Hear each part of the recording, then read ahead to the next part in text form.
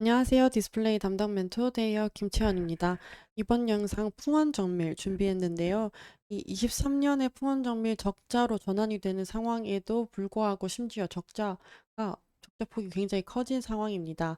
그래서 이 적자폭의 원인이 무엇인지 한번 살펴보려고 하는데요. 특히 이 삼성 디스플레이 지원 속에서 연구 개발에 굉장히 집중하고 있다고 하는 이 풍원정밀, 어떤 연구 개발을 하고 있는지 같이 한번 확인해 보도록 하면서, 또 이 일본이 독점하고 있던 FMM을 드디어 깨고 FMM 개발이 성공하면서 또 테스트 진행 후 납품까지 한다는 소식이 전해지고, 이 부분이 풍원정밀에 굉장한 기대감을 형성시키고 있는 중입니다. 그래서 관련해서 한번 같이 살펴보도록 하겠습니다. 주주분들을 당황케 했던 23년 매출액입니다.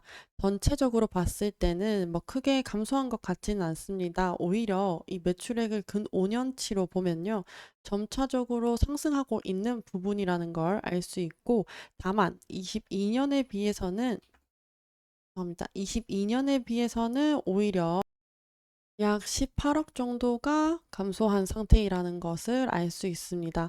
그래서 23년 431억 원을 기록했고요.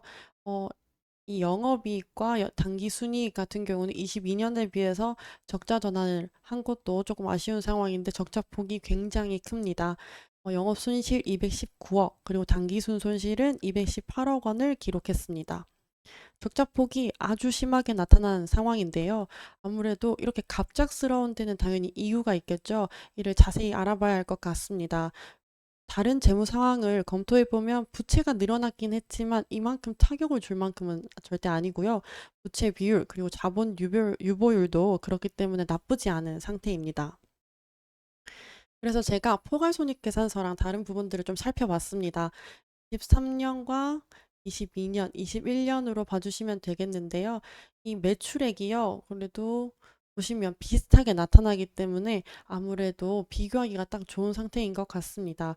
그런데 이 매출 원가에 한번 집중해 봐주시면요, 매출 원가의 차이가 굉장히 크게 나타나는 것을 알 수 있습니다. 21년에 비해서 22년이 높은데, 22년에 비해서 23년은 심지어 훨씬 더 높아진 금액으로 책정되어 있는 것을 알 수 있습니다. 이 부분은 아무래도 단일의 문제는 아니겠지만, 이 현재 원재료의 인상이 높은 비율로 나타나는 상황인 것 같습니다.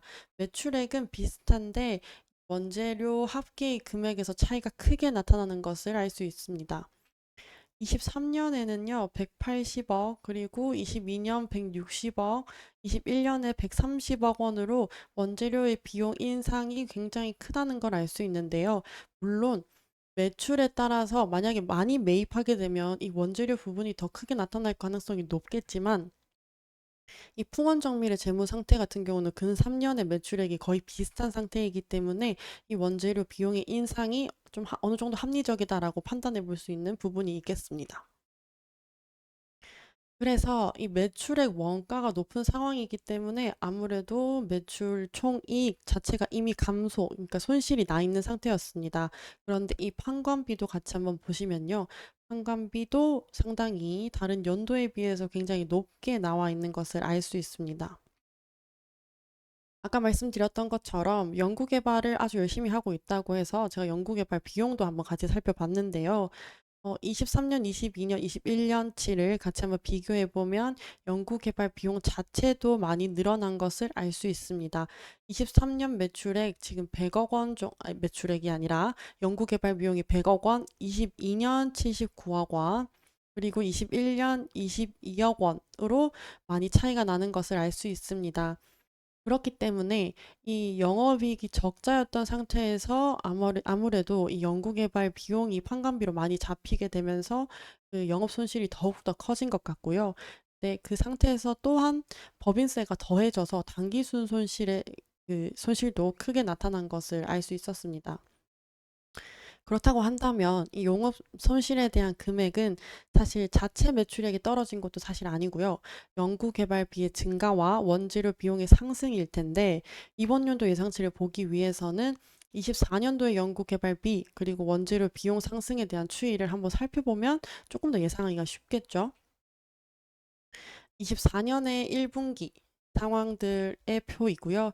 1분기 금액이기 때문에 연도별로 예상하기는 좀 쉽지 않을 거라고 생각이 들어서 제가 23년 1분기와 22년 1분기 공시를 한번 확인해 보면서 비교해서 보통 몇 배로 계산이 되는지를 살펴봤습니다. 23년 1분기는요, 원재료 비용이 65억 원이었고, 그리고 22년 1분기 금액이 47억 원이었습니다. 그렇기 때문에 매출액에 따라서 다르고 원재료의 가공법에 따라서 조금 달라지는 금액이 되겠지만 아까 말씀드렸던 것처럼 풍원정밀은 근 3년의 매출액이 거의 비슷한 상황이기 때문에 러프하게라도 이제 계산이 가능한 상태입니다. 그래서 22년 1분기보다 약 4배가 높아진 금액이고요. 그리고 23년의 경우는 1분기보다 약 3배가 오른 상태였습니다. 그러면 이 24년 1분기를요, 최소 3배로 잡아도 지금 약 240억 정도가 될 가능성이 높아 보이는 상황입니다. 그렇기 때문에 23년, 22년보다도 원재료 비용이 조금 더 높아지지 않을까라고 어느 정도는 예상해 볼 수 있는 부분이 되겠죠. 또한 밑에 연구개발 비용 표도 같이 한번 준비했는데요. 24년 1분기 금액이고 24년 1분기 금액이 20억 정도가 되니까요. 이것을 네, 4개의 분기를 예상을 해보면 82억 정도가 될 것으로 보입니다. 이렇게 됐을 때는 그래도 23년보다는 조금 더 적어진 금액으로 나오지 않게 될까라는 예상을 해볼 수는 있겠습니다. 그렇다면 분기별 상황은 어떤지 살펴보도록 하겠습니다. 24년 1분기 성적 전년도 동기 대비했을 때보다 약 5억 원 정도 오른 128억 원 기록했고요. 전년도 모든 분기에서 적자를 보여준 만큼 비슷한 금액의 매출액을 달성했기 때문에 여전히 적자는 벗어나지 못한 상황이었습니다. 그래서 36억 원 영업 손실을 기록했고 단기 순손실 또한 58억 원 적자를 기록한 상황입니다. 그렇다면 지금 24년 1분기까지는 적자를 기록한 상황인데 앞으로의 상황에 대해서도 어느 정도 예상을 해보려면 어떠한 이슈들이 있는지도 같이 한번 살펴보면 좋을 것 같아서요. 한번 관련돼서 찾아본 결과 최근 이슈들 중 주가에 가장 높은 영향을 주었던 소식입니다. 풍원전밀에서 연구에 힘쓰던 FMM 파인 메탈 마스크를 완성하고 품질 테스트를 통과했다. 그래서 양산을 시작한다고 되어 있는데요. 이 삼성 디스플레이에 납품하다는 소식이 전해지면서 아주 주가에 많은 영향을 주었습니다. 원래 이 기술이 전 세계적으로 일본 다이니폰 프린팅 회사에서만 양산하던 기술이었기 때문에 국내에서는 그 기술을 사들이는 것 자체가 굉장히 높은 비용으로 책정돼서 이런 대기업들의 완제품을 만드는 회사들이 굉장히 부담이 많은 상황이었습니다. 그렇기 때문에 이 기술을 삼성 디스플레이 지원과 함께 기술 개발을 할 수 있었고요. 덕분에 국내에서는 연간 수천억 대의 수입 대체를 효과를 기대할 수 있다라는 기대감이 형성되고 있는 상황입니다. 이렇게 일본 독점이 깨지게 되면서 후원 정밀에 대한 이제 기대감이 계속해서 높아지고 있는 상황입니다.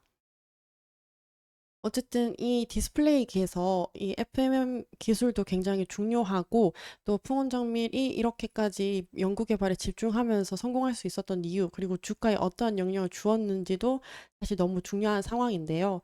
이 풍원 정밀에 대해서 이야기할 것들이 너무 많아서 관련해서는 또 다음 영상으로 준비해서 돌아오도록 하겠습니다. 그럼 풍원 정밀 또 다른 이슈가 있다면 준비해 오도록 하면서 다음 영상도 좋은 분석과 자료로 돌아오도록 하겠습니다. 감사합니다.